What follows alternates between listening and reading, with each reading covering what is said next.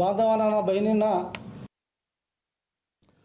మెదక్, కరీంనగర్, ఆదిలాబాద్, నిజామాబాద్ పట్టభద్రుల ఎమ్మెల్సీ స్వతంత్ర అభ్యర్థిగా బరిలోకి దిగుతున్న తనకు మొదటి ప్రాధాన్యత ఓటు వేసి గెలిపించాలని సీనియర్ జర్నలిస్టు పుల్గం దేవదాస్ పట్టభద్రులను అభ్యర్థించారు.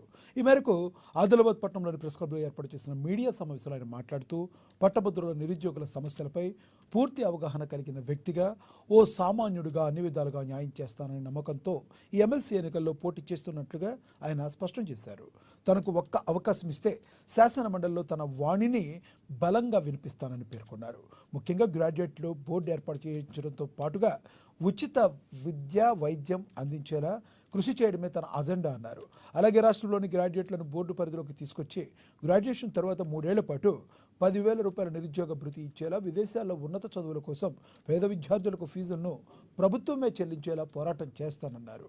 పోటీ పరీక్షలు, ఉద్యోగ పరీక్షలకు వెళ్లే నిరుద్యోగ గ్రాడ్యుయేట్లకు ఉచిత బస్సు ప్రయాణం కల్పించడం, కార్పొరేట్ విద్యా సంస్థల్లో బీపీఎల్ విద్యార్థులకు ఉచిత విద్య అమలు కోసం పాటుపడతానన్నారు. తదితర సమస్యల పరిష్కారమే ధ్యేయంగా కొనసాగుతానన్నారు. కొద్దిగా ఒడిదొడుకుంటూ ఉన్నాను, అంటే సరైన అవకాశాలు. నేను పులగం దేవిదాస్, ఆదిలాబాద్ జిల్లాలో 2010 నుంచి ఇక్కడ పనిచేస్తున్నాను. మధ్యలో ట్రాన్స్ఫర్ అయ్యి వెళ్ళడం జరిగింది. ఇటీవలే 2 సంవత్సరాల క్రితం మళ్ళీ V6 న్యూస్లో జాయిన్ అయ్యి ఇక్కడ పనిచేస్తున్నాను. మెదక్, ఆదిలాబాద్, నిజామాబాద్, కరీంనగర్ జిల్లాల పట్టభద్రుల స్థానానికి నేను స్వతంత్ర అభ్యర్థిగా పోటీ చేస్తున్నాను.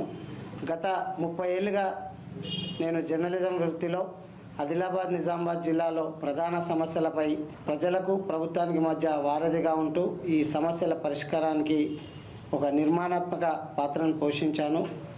ఈ సమస్యలపై ప్రజా సంఘాలు, రైతు సంఘాలు, విపక్ష నేతలు చేస్తున్న ఉద్యమాలకు బాసటగా నిలుస్తూ ఎప్పటికప్పుడు పాలకుల దృష్టికి తీసుకెళ్లడంలో ఒక క్రియాశీలక పాత్రను పోషించాను. గత 30 ఏళ్ళుగా ప్రధాన సమస్యలకు ఉన్న అవగాహనతో ఎమ్మెల్సీ గ్రాడ్యుయేట్ స్థానానికి నాకు అర్హత ఉన్నదని భావిస్తున్నాను. అలాగే ఈ ఎమ్మెల్సీ ఎన్నికల్లో భాగస్వామ్యమవుతున్న గ్రాడ్యుయేట్ ఓటర్లందరూ నాకు మద్దతు ఇవ్వాలని సవినయంగా కోరుకుంటున్నాను. నేను